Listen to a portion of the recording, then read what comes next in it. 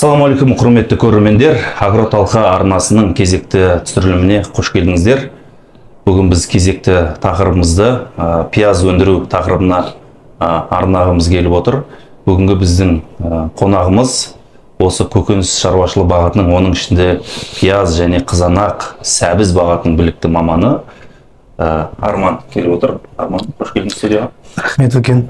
Бүгінгі сол себепті біздің тақырыбымыз пияз саналады. Пияз дегеніміз біз еліміз үшін өте маңызы бар дақыл болып саналады, баршаңыз білесіздер. Ал Арман, студияға қош келдің. Рахмет үлкен. Енді жақында бәріміз білеміз, пиязға қатысты үлкен бір қоғамда бір не болды, не дейді, бір Талқа. Үлкен талқыға түсті. Өйткені пияздың бағасы күрт өсіп кетті. Бүгінгі сұрақты содан бастап, пияздың бағасы не үшін өсіп кетті деген. Рахмет үлкен. Ишар, құрметті қауым. Бүгінгі тақырыбымыз пияз. Деген көкөністердің маңызды стратегиялық көкөністің жатады. Бүгінгі пияз мәселесі енді баға көтеруге бірнеше себептері бар, факторлары бар десем болады. Бүгінгі таңда Қазақстан Республикасында 1 килограммы орташа есеппен санағанда 150-200 теңгеге дейін барады. Бағасы көтеруі мүмкін. 250-ге де барды ғой? 250-де. Ол оптом. Оптом, қоймадан сатып атқан бағалар сондай болып тұр. Бірінші себебі жаңағы Пакистан елінде ауа райына байланысты су тасқыны болып, содан су тасқыны болды ғой? Су тасқыны болды.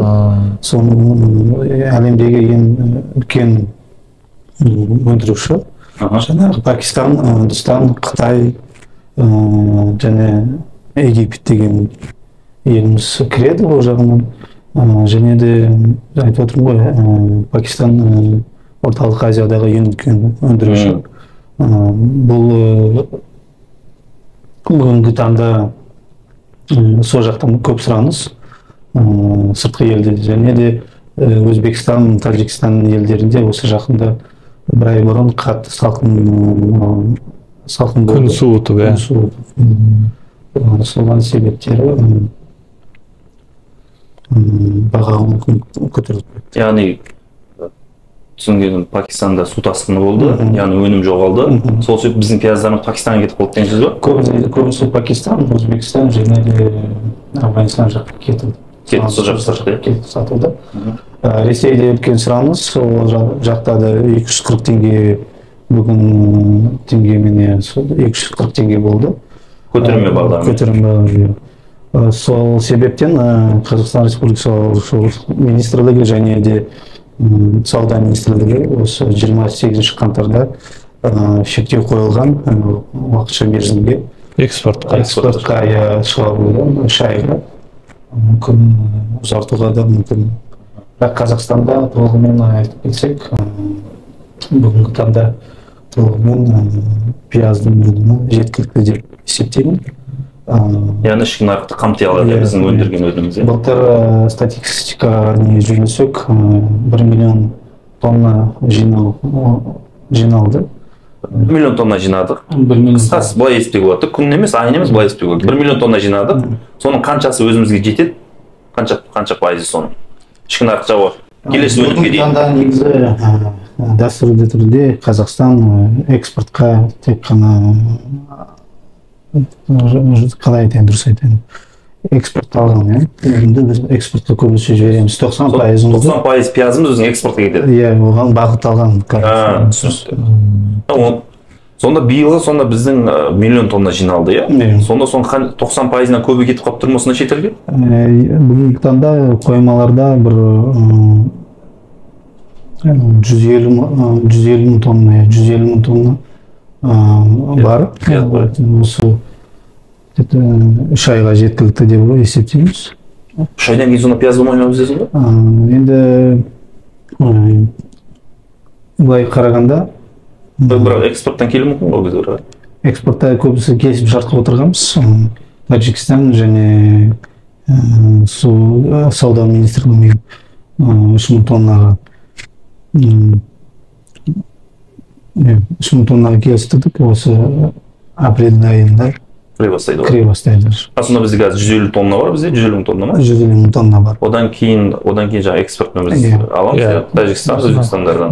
Соған біз келесі өнімге дейін жетеміз. Жетеміз, пісіп жеткен. Яғни сонда биылғы бағаның өсуіне, күрт өсуіне біздің шамадан не дейді, орташа не дейді, бір белгіленген межеден артық экспорттап жердіге? Дұрыс айтасыз. Артық экспорттер бірінші рет, екінші рет температураның төмен түсіп кетуі әсері болды ғой? Негізі былай қарағанда өнімнің қаңтар айында, ақпан айында температура төмен түсіп кетті ғой? Яғни температура төмен түсіп кетсе, халықтың пиязды қолдануы жоғарылайды. Қоймадағы сақталу мерзімі қазір күн жылды ғой. Қоймадағы шіріп кетуге мүмкінді. Біздің жағдай қазір Қазақстанда қоймалар аз жаңа деңгейде, навес ретінде, жаңағы сарай ретінде сақтау мерзімінде аз болды. Енді қазір егін науқаны келе жатыр. Көбісі диқаншыларда ақша болмай жатыр, сата алмай жатыр көбісі. Неге сатылмай жатыр, жаңа сұраныс көп болатын болса? Шектеу қойылған. Шектеу қойылған. Ішкі нарыққа 100% толығымен біз қамтимыз. Көбі сұраныс шетелден келеді. Біз көбісі 70-80%-ды экспортты Ресейге жібереміз. Ал бізде енді қанша гектар егеді бізде негіз Қазақстанда? Қазақстан бүгін таңда статистика қарасақ 25 мың гектар бар. Көбісі оңтүстік Қазақстан жағында, Жамбыл облысы 80%-дай көбісі сол жақта. Орташа өнімділік қанша Қазақстан бойынша? Қазақстан орташа бойынша 50-60 тоннада бар. Осы өнімділікті жоғарылататын қандай мүмкіншіліктер бар? Мысалға білгенім, кейбір шаруалар 120-130 тоннаға дейін гектарына пиязды алады. Дұрыс айтасыз, әдіске байланысты қандай уақытта егілу, көбісі қандай уақыттар қолдану керек, және де суармалы тыңайтқышпен неткесе уақытында беріп 100 тоннадан жоғары алуға болады. Бүгінгі таңда борозковый поливы 50-60 тонна болады. Қам тамшылатып соғын? Қам тамшылатумен 100 тоннадан жоғары болады. Оны тамшылатумен соғырын не әсер етеді өнім жоғарылатуына? Жаңағы уақытын өсімдікке тікелей жеткізіп береді. Сол кезде испарение болады. Булану болады. Неге қазір шаруалардың барлығы тамшылатып суғарға өтіп кетті? Не себеп болып жатыр? Қаржылық па болмаса? Көбісі қаржылық мәселесі. Ақырын жыл сайын дамып жатыр. Алшақ тамшылау суару. Көбісі қаражатқа байланысты. Статистикалық андай мәлімет бар ма, ол қанша пайызы қазір тамшылатып суғарумен егіп жатыр? 25 мың гектар. Ондай малымат жоқ па? Ондай малымат жоқ. Тамшылатып суғаруның көбейіп жатқан шығар негізі? Бірде дете 30-40%-дай бар. 30-40%-дай ол жақсы. Ең басты себеп су мәселесі. Бізде енді көбісі Қырғызстан елінде аламыз. Сол үшін влагосберегающий су үнемдейтін. Оны тағы айтып кетейін деген, Жамбыл облысы көбінесе 80% Қазақстан қамтиды. Сосын және де Алматы облысы. Енді Жамбыл облысы бірде 20 мың гектардай бар. 20 мың гектар. Қордай ауданы, Шу ауданы, Жамбыл мен және Байзақ аудандары көбінесе өндіреді. Одан кейін Шеңгелдерге келеді ғой? Сосын Алматы облысы Шеңгелді 200 гектар бар. оңтүстік Шымкент жақта енді көшет Темірлан жақта ғой. сол жақта егеді. Сосын мынау егетін кезде анау сорт бар, сорт пен гибридтердің екеуінің өнімділіктерінің айырмашылық бар ма? Иә, әрине бар. Мысалы сорт 1 гектарға еккен кезде тұқымды 6-7 килограммдай кетеді. Не бойынша, технология бойынша. Ал гибридтер даналатып санаймыз, ол 1 миллион ұрық кетеді. Бір фасовкасында 250 мың ұрық болған кезде 1 гектарға 1 миллион ұрық кетеді. Айырмашылығы неде?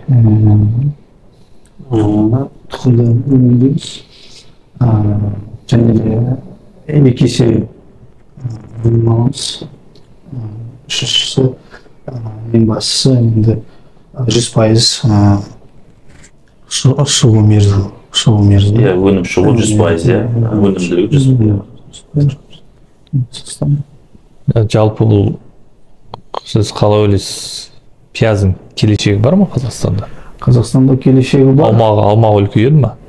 Болмаса осы тұрақты 25 мың гектардың күйінде қала ма?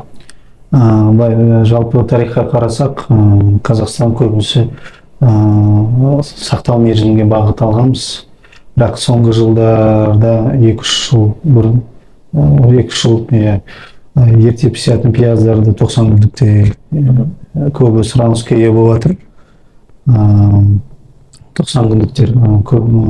Оның себебі неде? Оның себебі неде? Технология жағынан қарасақ, баға жоғары болады. 90 күнде ерте піскеннің бағасы жоғары. Мысалы, Жамбыл облысында егін науқаны осы наурыздың басында егіледі. Өнімді тамызда жинайды. Тамыздың басында дайын болады. Сол кезде кештеу пісетін пияздарға салыстырсақ, 1 айға бұрын өнім ертерек шығады. Сондан да нарықта баға мысалы былтыр 200 теңгеге дейін барды.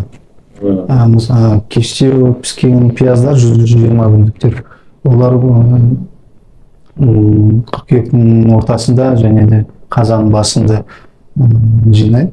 Сол кезде баға құлайды, 2 есе 60-50 теңгеден сатады. Көбісі енді 60% қоймаға қояды, 40% экспортқа сатады. Көбісі Ресей. Одан кейін 60% одан кейін ішкі нарық үшін сақтай ма, жоқ экспортқа ол да экспортқа? Көбісі экспортқа. Ол да экспортқа. Өйткені мен айтып кеттім жаңа басында, Қазақстан толығымен 100% өз-өзін қамтай алады. Мен бірақ шынымен салыстырмалы түрде картоп сияқты, қызанақ, қияр сияқты оны килограммдап жемейсің ғой? Бір пияз болса. Мысалы, сіз сауда базарға барсаңыздар, сауда орталығына барсаңыздар, 1-2 килограмм аласыз, көбді жей алмайсыз ғой, мұндай қарасаңыз. Мен былтыр бір қап алдым арманның несінен бір. Ол кісі 100 гектар егеді екен да? Фахриддин, иә, аты? Иә, Фахриддин. Сосын 100 гектар ектім деді, қателеспесем, 100 тоннадан алдым деді да. Алады. 100 тонна алдым, сосын номер бар ба телефонында? WhatsApp тастасам бір күн қарсын не деп жүрді?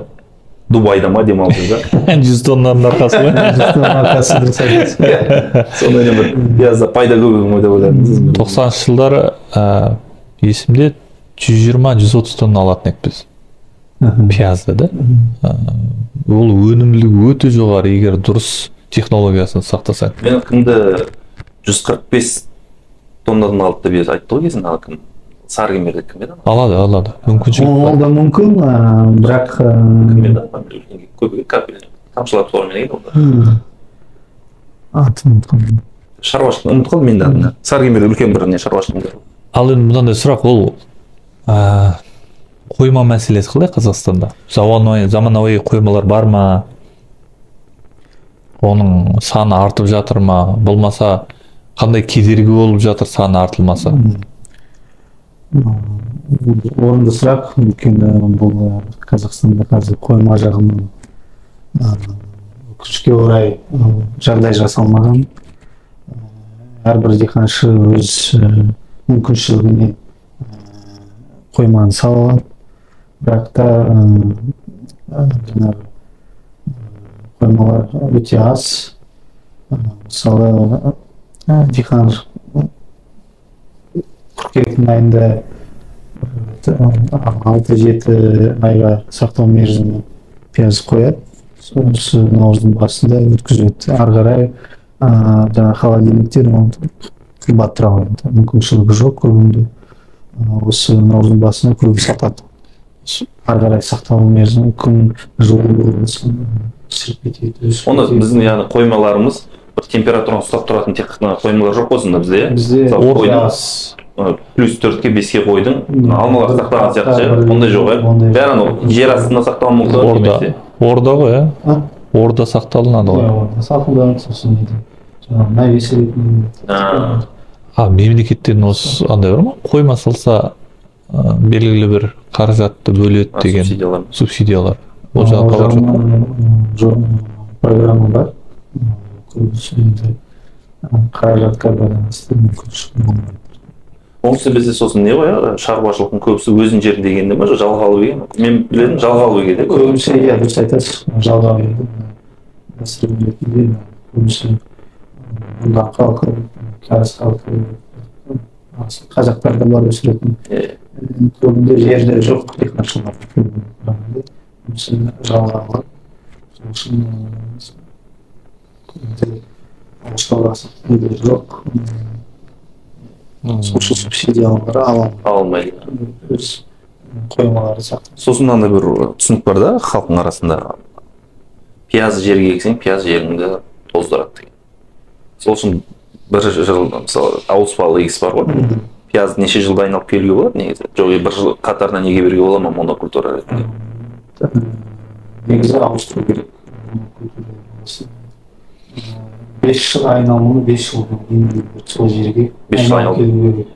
Бірақ енді жер аз болғанмен жаңағы жер суарылған жер аз болғаннан кейін көбісі жыл сайын 3-4 жылдай еге береді. Сол жаңағы ауруға неше пайда болады.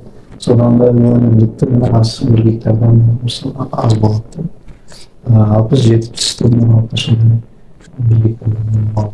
Ал енді осыда мысалға пияз егушілердің негізгі мәселелері қандай қазіргі таңда? Проблемалар? Егудің барысында ол ауыр зиянкес болуы мүмкін, тағы басқа факторлар. Жаңағы айтып кеткен шейковый гниль бар. Тамыр мойны. Жылда егілген кезде топырақтың астында сақталып қалып қойды. Сосын желмен арқылы жерден екінші жерге учаскаларға ұша береді. Соны пайдаланады. Ол енді тоқсан ауыстыру уақытында дәрілерді өкінішке орай оған қазір препараттар дәрілер ондай жоқ. Оның үстіне жаңағы осы тамыр мойны шірігі деген тамыр мойны емес қой, бірақ мойын шірігі деп айтады. Солар бірден білінбейді, олар қоймада басталады. Қоймадан басталады.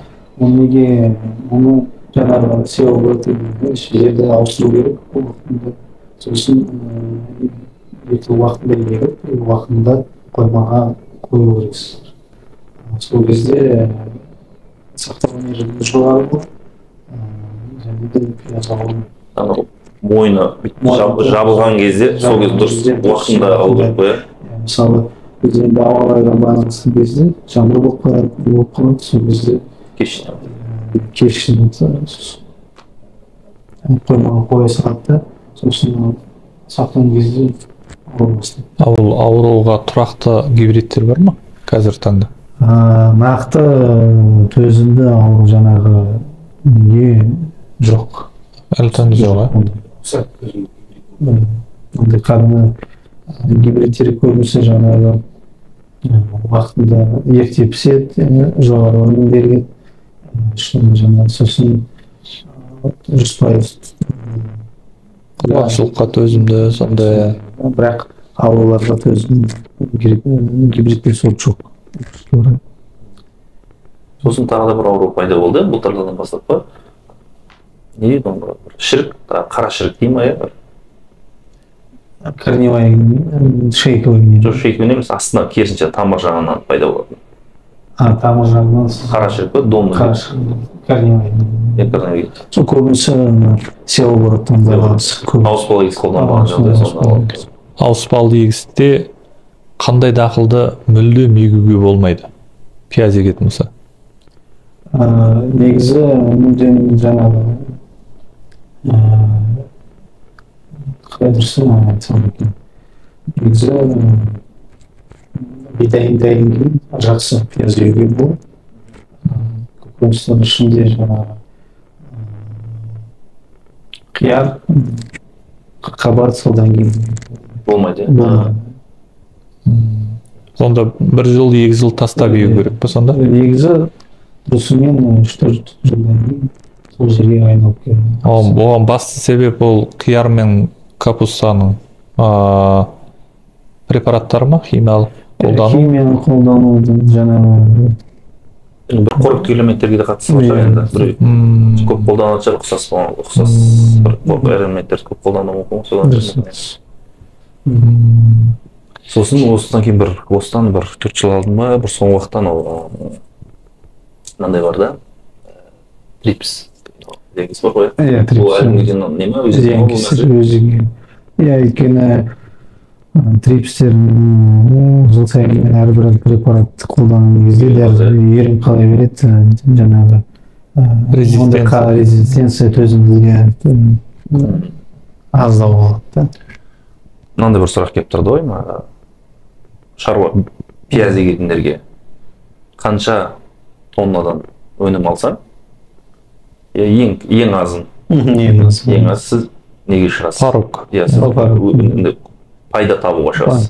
Пайда табуға шығасыз. Гектарынан қанша тонна алу керек? Енді орташа 60-тан жоғары негізі енді жақсы пайда алу үшін 80 тоннадан жоғары алу керексіздер пайда алу үшін. Баға қанша теңге болса бұл кезде? Баға 50 теңге болса пайда? 50 теңге негізі енді бір гектарға 2,5 миллион теңге шығын кетеді. Бір гектардың осы 2022-дегі? 2022 жылғы орташа есеппен 2,5 миллион теңге. Оның ең көп қайсы неге кетеді? Мен көбісі мен сізге айтайын дәрілерге, сосын енді жинау науқанды. Қолмен жинайды? Қолмен техника кішкене сізде енді көбінде жоқ. Қолмен жинайды. Рабочий сила. Неге техникамен жинамайды? Техникамен көбінде жоқ. Қымбат тұрау. Техникамен жинаумен оған пияздар енді. Ол техникамен жинау үшін сол техникаға тұрақты, ссылка, тағы басқа бәрі бір линияда болу керек қой? Бір линия болу керек, бірақ техника жинау кезінде пияздың сапасы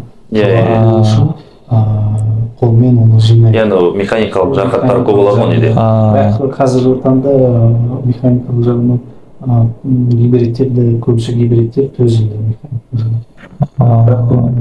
Көбісі диқаншыларда техника жоқ, қымбат.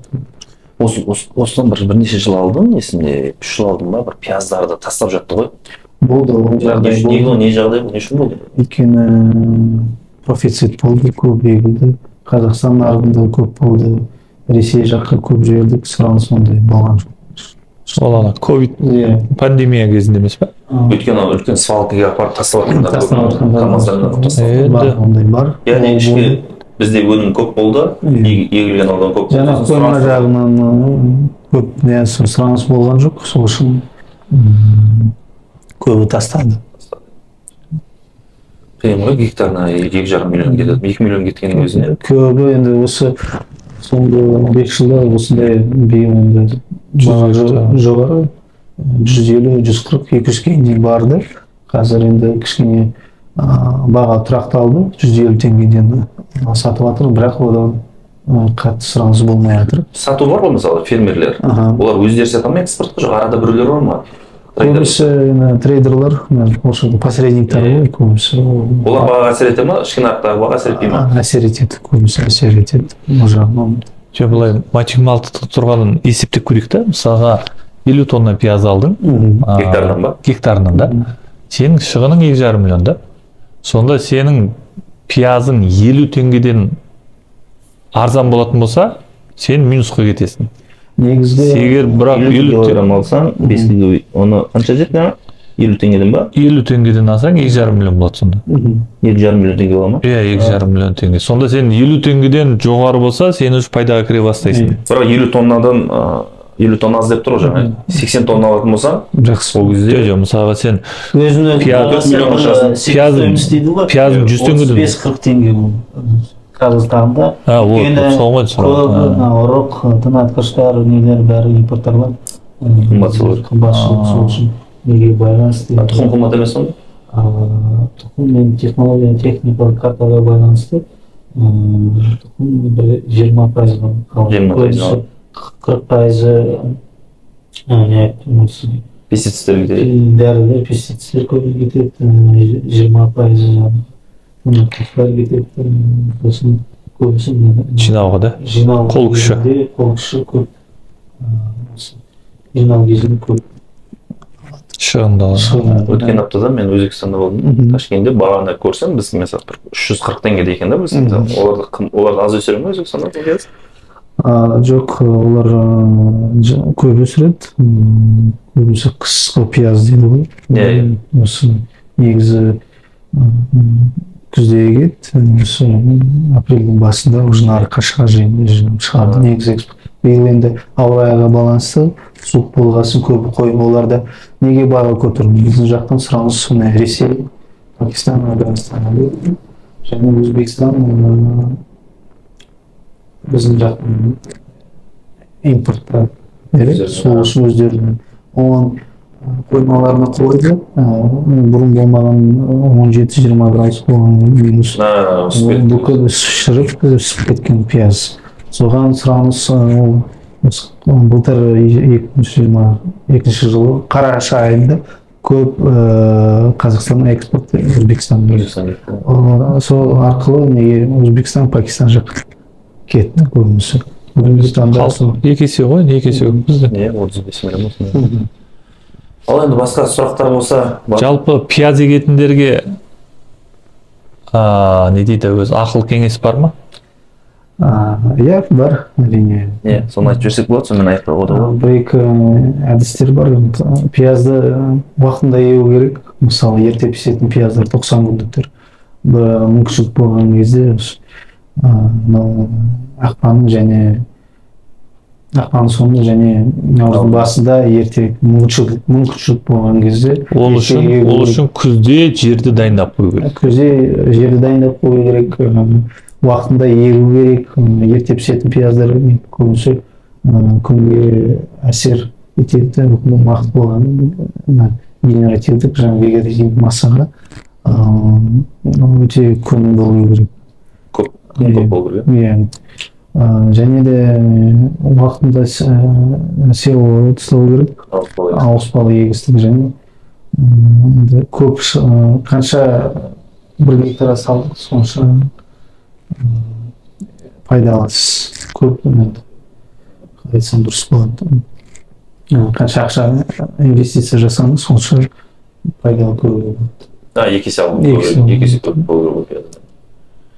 Жақсы, онда жалпы түсінікті. Онда біз, құрметті көрермендер, бүгін біздің түсірілімімізді аяқтауға жақынбыз. Арманға рахмет, уақыт бөліп біздің студиямызға, біздің түсірілімімізге келгеніне, және де біз көрермендердің ойында жүрген, көкейінде жүрген кейбір сұрақтарға жауап бердік деген үміттеміз. Және де алдағы уақытта бір пиязға қатысты бір сұрақтар көбейіп жатса, біз тағы да осындай видео түсіре аламыз деп тұрмыз. Түсіреміз, әрине. Сосын тағы да біздің көрермендеріміз қазір енді бастап келе жатқан қазақ аудиториясы, енді егіншілікті енді бастап келе жатқан болуы мүмкін, өнімділігін жоғарылатқысы келуі мүмкін. Сол кезде сіздің номеріңізді сұраса бөліссек болады ма? Иә, әрине. Болады. Сұрақтар болса, кешкі сағат 8-ден кейін звондамасын. Онда құрметті көрермендер, бүгін бағдарламамыз аяқталды. Тағы да бір еске түсіріп кететін болсақ, біз Агроталқа арнасы осы кәсіби ауыл шаруашылығында жұмыс істеп жүрген жігіттерден құралған Казагросайенс Тим қоғамдық бірлестігінің бір бағыты. Сол үшін біздің негізгі мақсатымыз қазақ аудиториясына сапалы да білімдермен және тәжірибемен бөлісу, мықты мамандар шақыру, көрсету арқылы. Сол себепті сіздердің тарапыңыздан сұрақтар болса қойсаңыздар, міндетті түрде біздің жігіттер шешімін табуға, көмектесуге сенімділікпен айта аламыз. Сонымен қатар, егер сіздерге қызықты тақырыптар болатын болса, YouTube'да болмаса Instagram'да комментария, төбінде комментария жазып кетсеңіздер, мен мына бағытта қызық, осы бағыт бойынша маманның пікірін тыңдағым келеді деген. Біз оған ашықпыз, бізде осы Агроталқа бағытында, ауыл шаруашылығы бағытында жастарымыз әр салада бар. Қазақ тілінде өзін білім деңгейде жеткізіп түсіндіріп береді. Жақсы, онда жігіттер, бағдарламамыз аяқталды. Рахмет, шаршамадыңыз ба? Жақсы, сау саламат болыңыздар.